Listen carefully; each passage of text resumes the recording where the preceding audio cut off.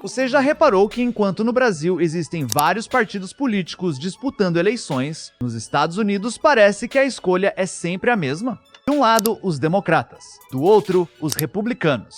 Praticamente todas as grandes eleições americanas acabam girando em torno desses dois partidos. Mas por quê? Como pode um país com mais de 300 milhões de habitantes, com opiniões, regiões e interesses completamente diferentes, ter um sistema político dominado por apenas duas grandes forças? Será que os americanos simplesmente não gostam de outros partidos? Será que a população concorda apenas com essas duas opções? Ou será que existe alguma coisa no próprio sistema eleitoral americano que dificulta o crescimento de um terceiro partido? Hoje você vai descobrir a verdade. Eu já te adianto uma coisa: os Estados Unidos não têm apenas dois partidos, existem outros. O problema é que o sistema americano torna extremamente difícil para eles conquistarem espaço suficiente para competir nacionalmente. E a explicação é muito mais profunda do que parece. Para começar, precisamos entender a diferença. No Brasil, quando você vai votar para determinados cargos, pode encontrar candidatos de vários partidos diferentes. Isso acontece porque o sistema eleitoral brasileiro permite que diferentes partidos disputem espaço no Congresso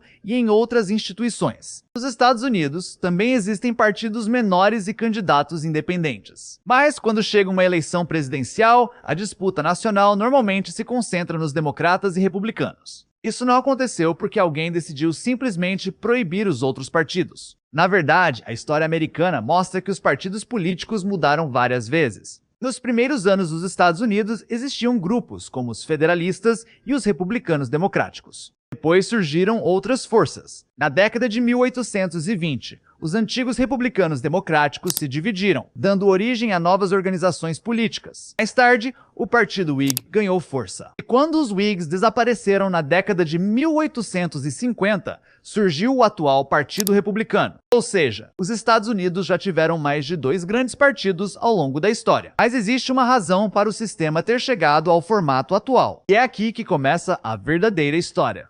Agora presta atenção. No começo da história americana, os próprios fundadores do país não imaginavam que os Estados Unidos desenvolveriam um sistema dominado por partidos políticos. A Constituição nem sequer criou um mecanismo específico para escolher candidatos presidenciais por partidos. Mas os partidos começaram a aparecer praticamente imediatamente. Na década de 1790, os grupos políticos já estavam se organizando dentro do Congresso. E rapidamente perceberam uma coisa: um partido organizado conseguia coordenar seus membros e aumentar seu poder. Durante algum tempo, diferentes grupos disputaram espaço. Mas a eleição de 1824 foi um verdadeiro ponto de virada. Naquele ano, vários candidatos importantes disputaram a presidência: Andrew Jackson, John Quincy Adams, Henry Clay, William Crawford. Nenhum deles conseguiu maioria no colégio eleitoral, e a decisão acabou indo para a Câmara dos Representantes. John Quincy Adams foi escolhido presidente. O resultado provocou uma enorme reorganização política, e dessa crise surgiu uma nova estrutura de partidos. O Partido Democrata de Andrew Jackson ganhou força. Do outro lado, surgiu uma coalizão que posteriormente ficou conhecida como Partido Whig. Os democratas e os Whigs passaram a disputar eleições em diferentes regiões do país. Isso criou uma espécie de padrão: duas grandes forças competindo pelo poder. Mas ainda não era o sistema atual, porque os Whigs desapareceriam e um novo partido entraria em cena.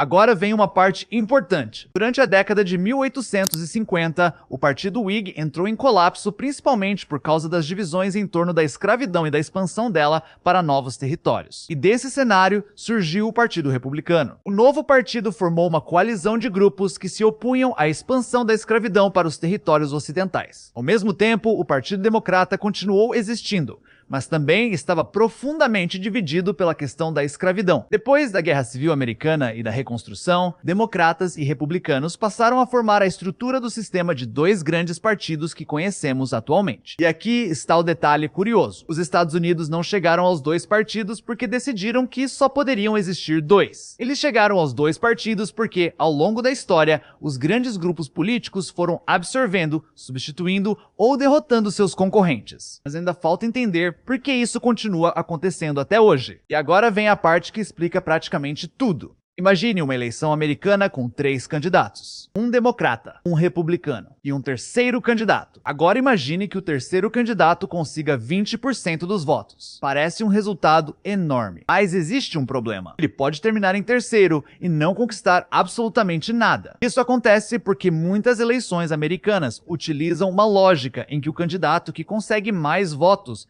vence aquele distrito ou estado. Não é necessário que ele consiga mais de 50% dos votos. Basta terminar na frente dos concorrentes. Isso cria um incentivo muito forte para os eleitores escolherem um dos 2 candidatos com maior chance de vitória, porque o eleitor pode gostar muito de um terceiro candidato, mas pode pensar, se eu votar nele, talvez meu voto ajude o candidato que eu menos quero a vencer. Esse fenômeno é um dos motivos pelos quais sistemas eleitorais desse tipo tendem a favorecer grandes partidos. E existe um lugar onde isso fica ainda mais evidente: a eleição presidencial. Agora presta atenção, quando um americano vota para presidente, ele não está simplesmente participando de uma eleição nacional em que todos os votos são somados como uma única votação. O presidente é escolhido pelo colégio eleitoral. Cada estado possui um determinado número de votos eleitorais. E com exceção de Maine e Nebraska, os estados utilizam atualmente uma regra de vencedor, leva tudo para distribuir seus votos eleitorais. Isso significa que na maioria dos estados, se um candidato vencer a votação popular daquele estado,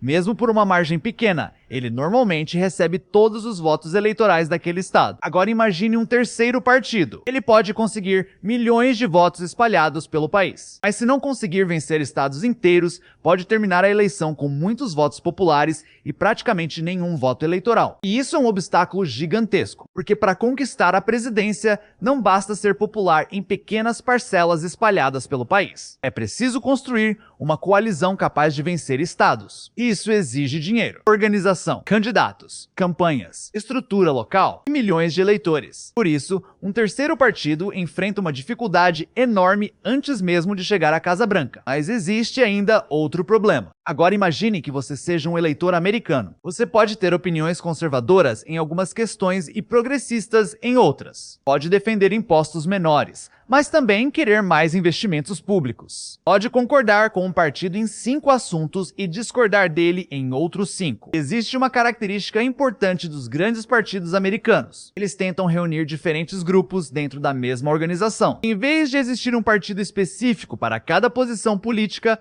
democratas e republicanos formam grandes coalizões. Isso permite que diferentes grupos encontrem espaço dentro de um dos 2 partidos, e ajuda a explicar por que partidos menores têm tanta dificuldade para substituir os 2 grandes. A própria Câmara dos Representantes descreve a estrutura política americana como tradicionalmente baseada em 2 grandes partidos, embora registre a existência de outras filiações. Mas agora vem a parte que quase ninguém te conta. Essa talvez seja a maior surpresa. Os Estados Unidos possuem partidos menores. Existem independentes, existem candidatos de outras organizações políticas, e eles podem disputar eleições. O que acontece é que democratas e republicanos dominam a política nacional. Isso é diferente de dizer que outros partidos são proibidos. Na verdade, a própria história do Senado registra diversas organizações políticas além dos 2 partidos atuais, incluindo federalistas, Whigs, progressistas, populistas e outras forças. Então a pergunta correta não é: por que os Estados Unidos só permitem 2 partidos? A pergunta correta é: por que 2 partidos conseguem dominar o sistema? E a resposta está na combinação de história, eleições e estratégia dos eleitores.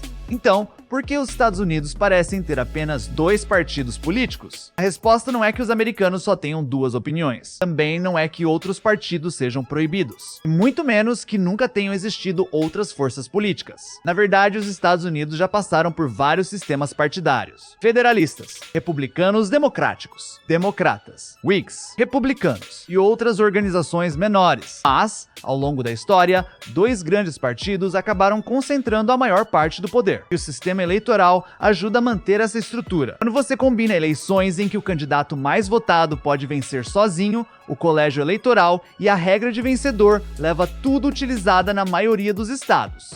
surge um forte incentivo para que os eleitores se concentrem nos candidatos com maior possibilidade de vitória. Por isso, um terceiro partido pode até conseguir milhões de votos, mas transformar esses votos em poder político nacional é muito mais difícil. No Brasil, a existência de vários partidos faz parte da própria estrutura eleitoral. Nos Estados Unidos, a competição nacional acabou se concentrando principalmente em duas grandes coalizões. E talvez essa seja a parte mais curiosa. Os Estados Unidos não têm apenas dois partidos porque os americanos só gostam de duas opções. Eles têm dois grandes partidos porque durante mais de 200 anos, a própria estrutura política criou incentivos para que duas grandes forças dominassem a disputa. E agora me conta, se você pudesse mudar o sistema americano, manteria apenas essas duas grandes forças ou gostaria de ver 3, 4 ou até mais partidos disputando a presidência?